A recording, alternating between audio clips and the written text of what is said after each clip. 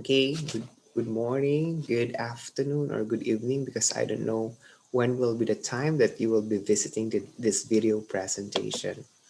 And at this moment, I want to bring you to a new learning, which is Module 2, which talks about the language of creative writing.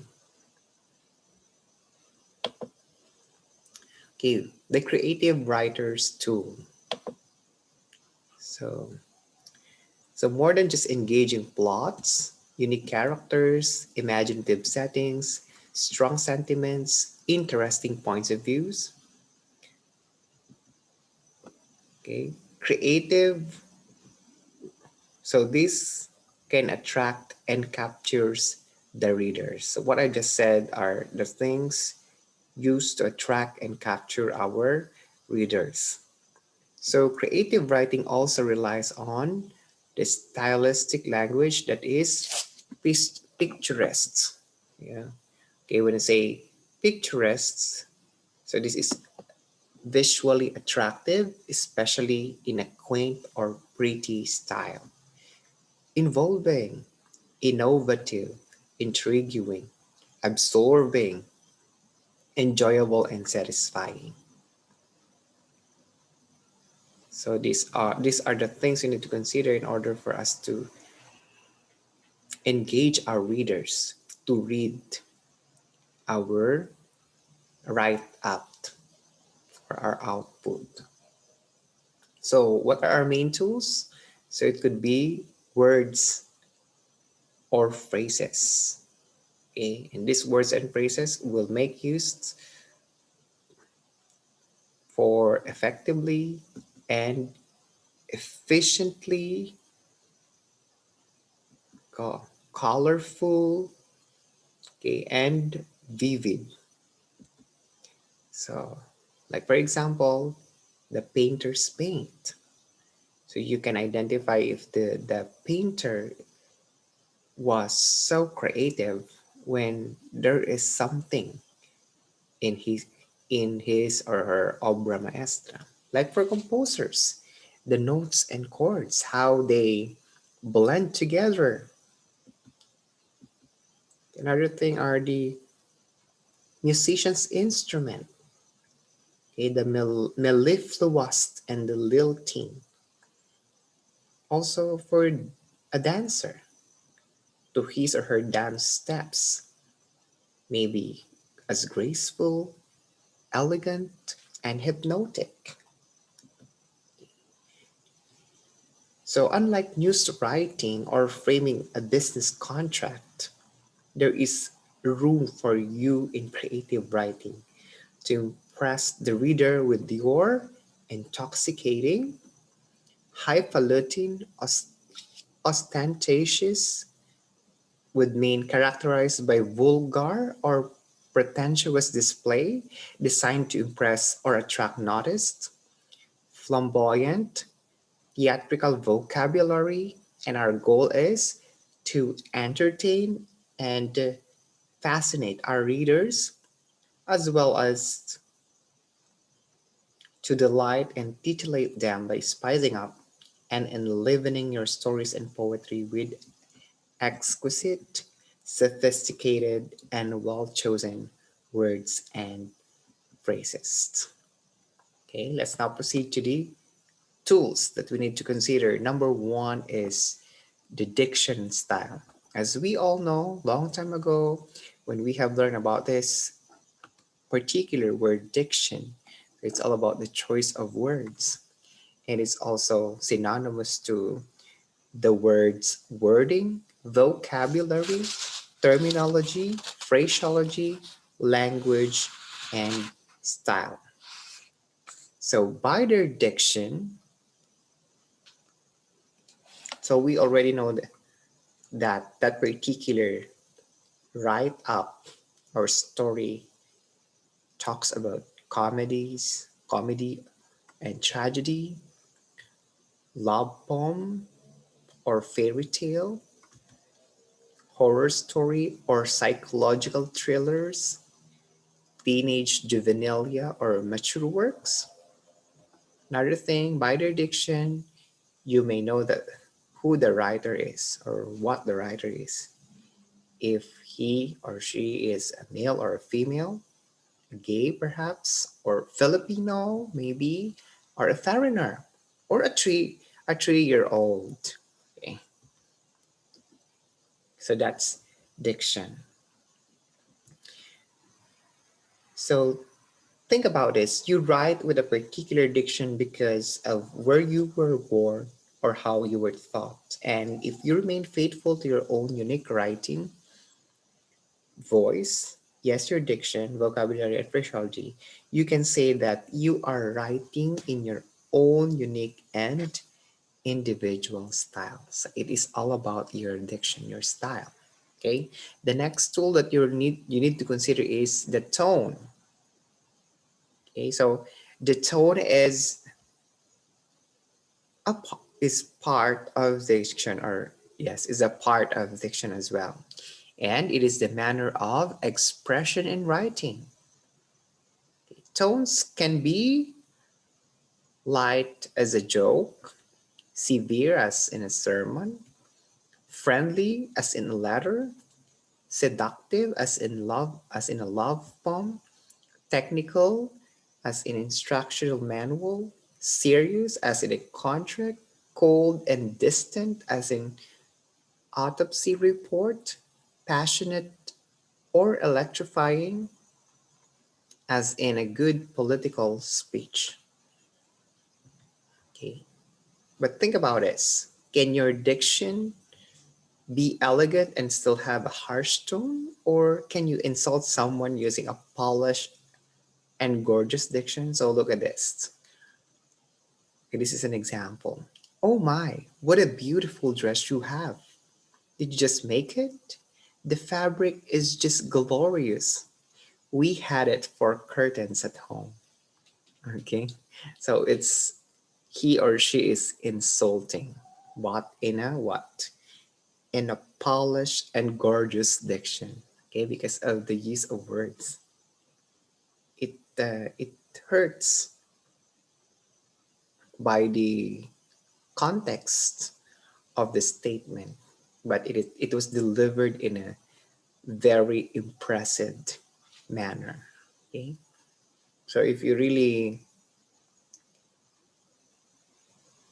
look for the context of it, so something that is very arrogant or something. Okay, so the diction can also be an elegant even you are using harsh tone. Okay, let's now proceed to figurative language. So figurative language is also a technique, also called figures of speech.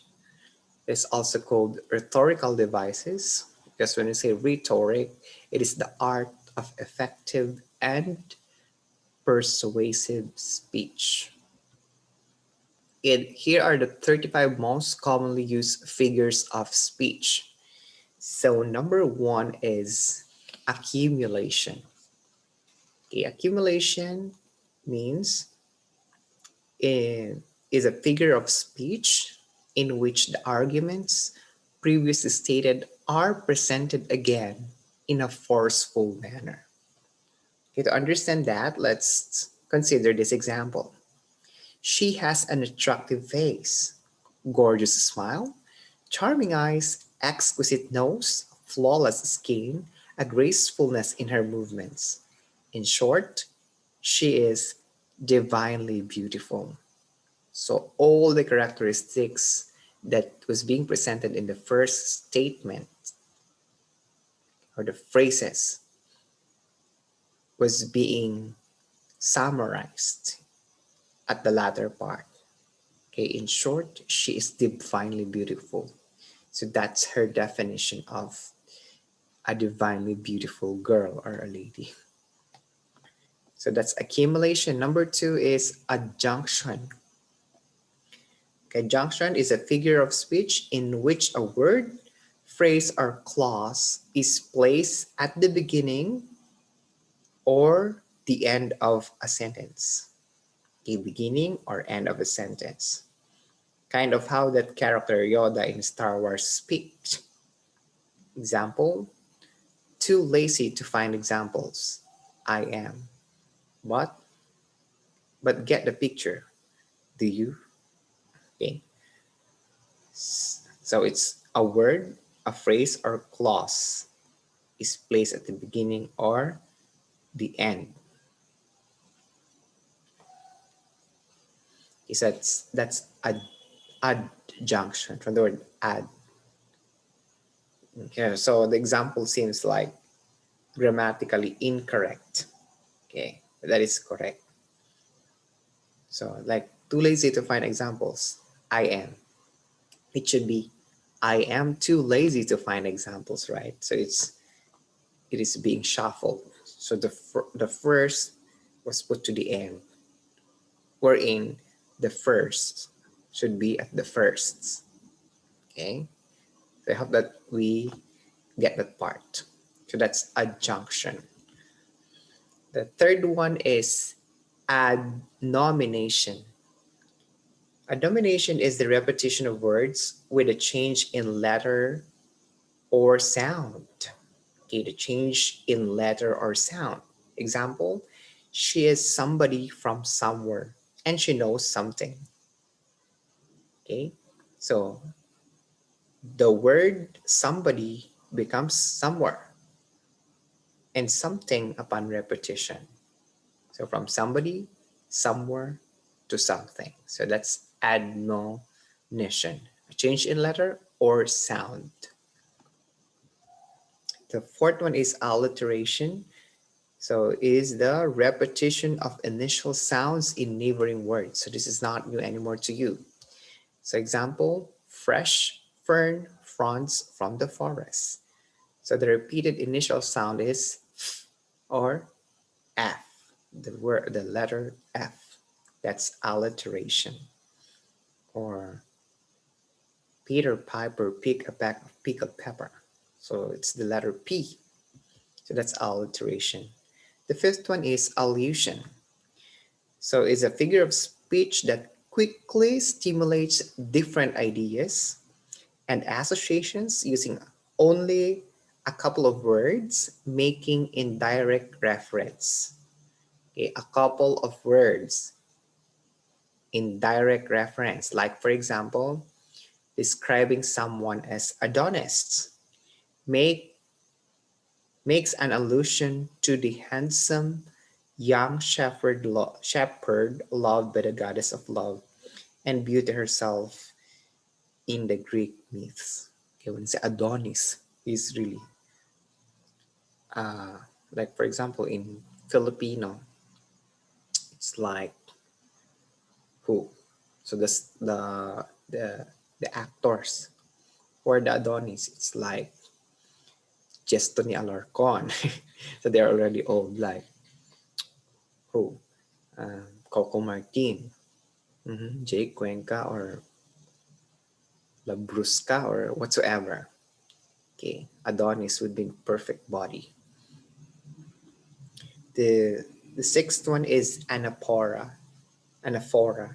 So this is a stylistic device that consists of repeating a sequence of words at the beginnings of neighboring clauses to give them emphasis. Okay, I'll repeat the beginnings of neighboring clauses. Like for example, you are lovely, you are gorgeous, you're pretty, you're glorious, you just are. Okay, the word being repeated is you are. Okay, in making a clause, you are lovely, you are gorgeous, you're pretty. Okay, the words being used are the word you are. So that's anaphora. The seventh one is ANTANACLASIS. ANTANACLASIS. So this is a rhetorical device in which a word is repeated and whose meaning changes in the second instance. So let's see the example. The excuse is sound. Nothing but sound. So what's the explanation? The word sound in the first mention means reasonable. The excuse is sound. Okay, means the excuse is reasonable. While the second mention after the comma, it simply refers to the sensation in the ear. So nothing but sound. So what is the sense that you're going to use? It's your sense of hearing or your ears. Also, nothing but sound is an expression that means empty. Okay, that's ANTANACLASIS. Okay, the excuse is sound, nothing but sound. A word is repeated, but the meaning changes in the second instance. The eighth one is anticlimax. Okay, so refers to a figure of speech in which statements gradually descend. Okay, when you say descend, it lessens, lower, it lowers. Okay, descend in order of importance. Like, for example, he got back his dignity, his job, and his company car. In the car crash, she lost her life, her car, and her cell phone. Okay, it diminishes after getting back his dignity, his job, and his company, and the end part will be the death. Okay, his death. So that's in descending of importance. Okay, from the, like for example, from the climax, then went down to the denoma. It's already the end or the dead end. Okay, I hope that you've got that part. The next one is number 9, antiphrasis. Okay, it's a figure of speech in which a word or phrase is used to mean the opposite of its normal meaning to create ironic, humorous effect. Okay, to understand better this, we need to have the example. She is 65 years young. Okay, so we believe that the year 65 is not that young, but in the given sentence, so it is the opposite of its normal meaning. It means it is really to create ironic, humorous effect. Okay, because when you say to, like for example, to a man or a woman, you look like 65 years young or younger. So it creates good effect, right? Okay, that's antiphrasis. Okay, number 9, number 10 rather, is antithesis. So this is not new anymore to you. So this is a figure of speech that refers to the juxtaposition of opposing rather, or contrasting ideas.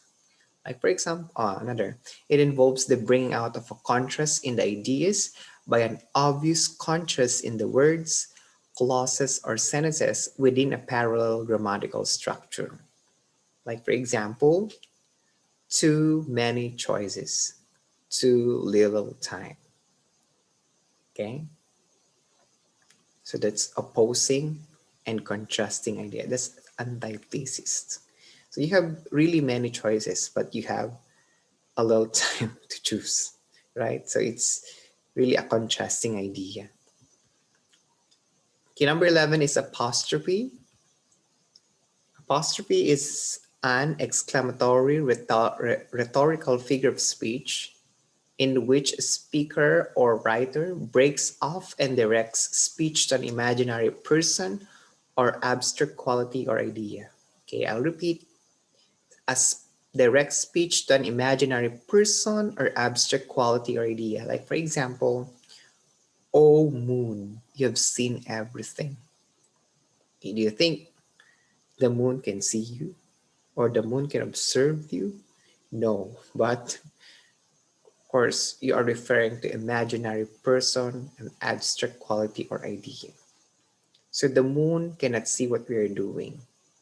But of course, if we are referring to its location, it really could see us if that is a human being. or yes, a human being or someone who lives, but he is not living. That's why it's a rhetorical figure of speech. Okay. Number 12 is assonance. So it refers to the figure of is a figure of speech that refers to the repetition of vowel sounds to create internal rhyming within phrases or sentences. Example, a certain purple curtain captain, a certain purple curtain captain.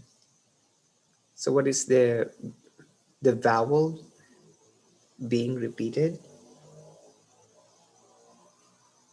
Okay, the sir in certain, per in purple, cur in curtain, also tain in certain, curtain and captain. The and the ain. Okay, that's assonance. The vowel sounds, repetition of vowel sounds. Okay, number 13 is cataphora. So refers to a figure of speech where an earlier expression refers to or describes a forward expression. Okay, to better understand that, let's read the example with me. If you go there now, the party will start. I repeat, if you go there now, the party will start. So the word there is a cataphora because it refers to party, which hasn't been mentioned before that point. So there, so that's the cataphora of the word party. Okay. The 14th one is chiasmus. So this is a figure of speech in which words, grammatical constructions, or concepts are repeated in reverse order in the same or a modified form.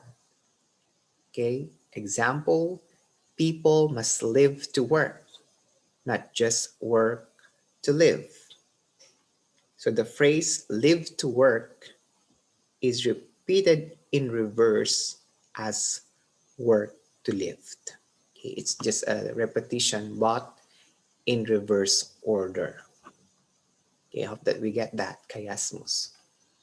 Okay, the 15th one is climax. It refers to a figure of speech in which words, phrases, or clauses are arranged in order of increasing importance. Okay, the other one a while back is descent in order of importance. So that's anticlimax. But now it's climax. That's why it is in increasing importance. Example, three things will remain: faith, hope, and love. But the greatest of this is love. Okay, that is found in the Bible. Okay, from the three things, the faith, hope, and love, the love will be the greatest of the three. Okay, that's climax. The 16th one is the dysphemism. So dysphemism is the use of harsh, more offensive word instead of one considered less harsh. Example, calling the television an idiot box or a homosexual man a faggot. Okay, so instead of using less harsh term, so you're going to use the harsh, the more offensive word. Okay, so that's the dysphemism. Okay, this 17th one is the ellipsis, or other term for that is the elliptical construction. So it is the omission of a word or words. It refers to constructions in which words are left out a sentence, often to avoid redundancy, but in a manner that a sentence can still be understood. Okay, let's have the meaning. Example, Rizal spoke 7 languages, Bonifacio only 2. Okay, so it should be Rizal spoke 7 languages and Bonifacio spoke 2 languages. Okay, but To avoid redundancy, Rizal spoke 7 languages, Bonifacio only 2. So Bonifacio only spoke 2 languages. Okay. Number 18 is the euphemism. So this is a figure of speech used to express a mild, indirect, or vague term to substitute for a harsh, blunt, or offensive term. So this is the opposite of dysphemism. Okay, dysphemism is using harsh, vulgar, offensive word, but in this euphemism, it's the other way around. For example, when we say past, okay, instead of saying passed away, instead of saying died, you should say passed away. Another one is, instead of using unemployed, you're going to use in between jobs.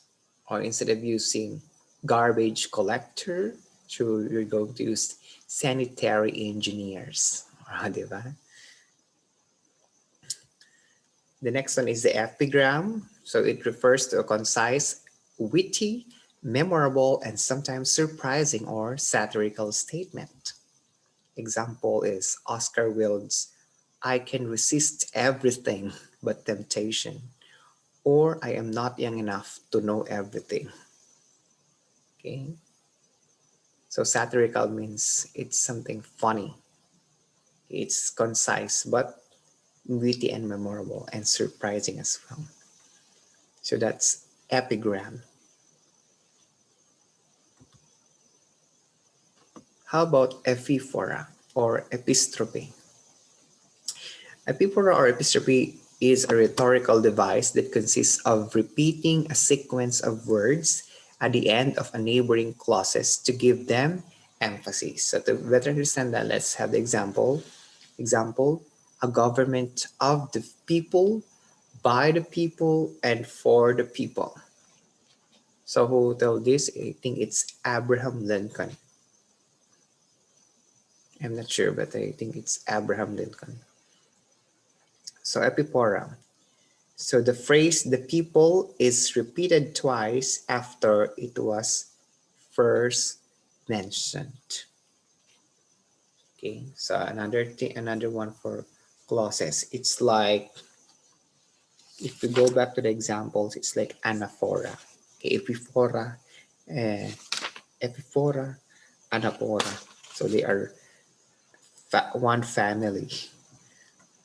Next one is a very well-known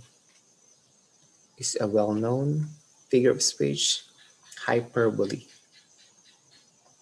So this is a figure of speech that uses exaggerations to create emphasis or effect. It is not meant to be taken literally. Example, "I told you a million times to clean your room." Imagine that, million times. So I can eat food. I can eat food like Mountain Everest. Okay, so it's hyperbole. Okay. So 22 is hypophora. It's a figure of speech in which the speaker raises a question and then answers it. I'll repeat, it's a figure of speech in which the speaker raises a question and then answers it. Like, for example, is it a bird? No. Is it a plane?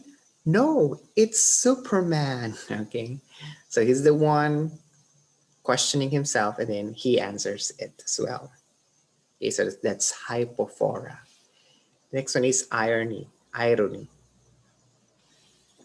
is a figure of speech in which there is a contradiction of expectation between what is said and what is really meant. Example, the explanation is as clear as mud.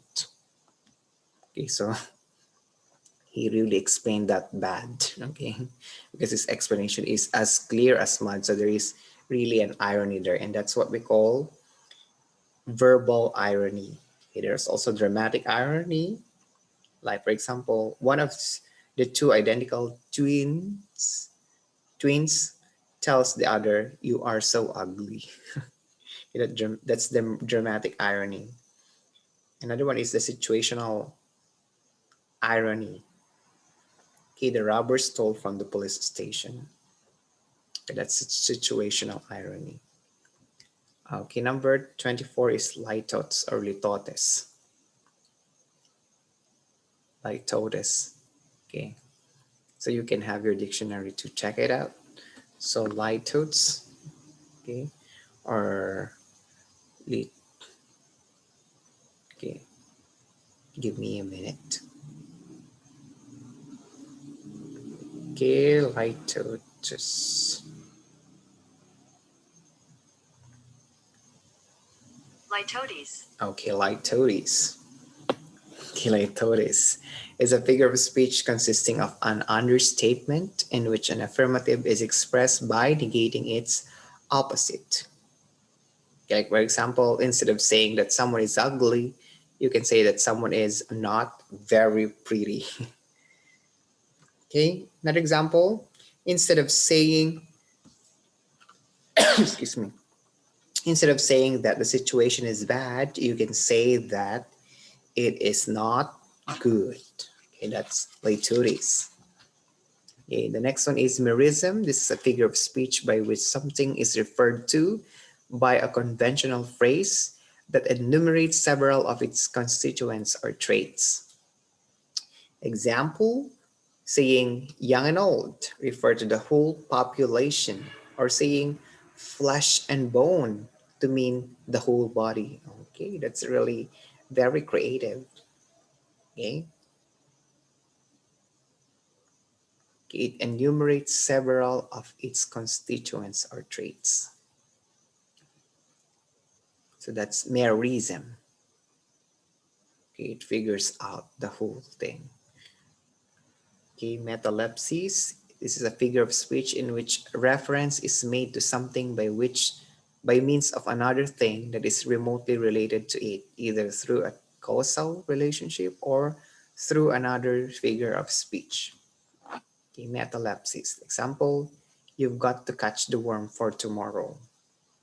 Okay, the early bird catches the worm is a common proverb advocating an early start on the day to achieve success.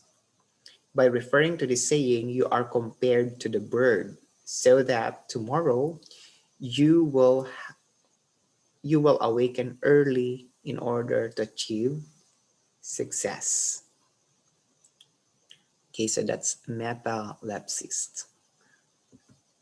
A metaphor is a figure of speech that makes an implicit, implied, or hidden comparison between two things or objects that are poles apart from each other, but have some characteristics common between them.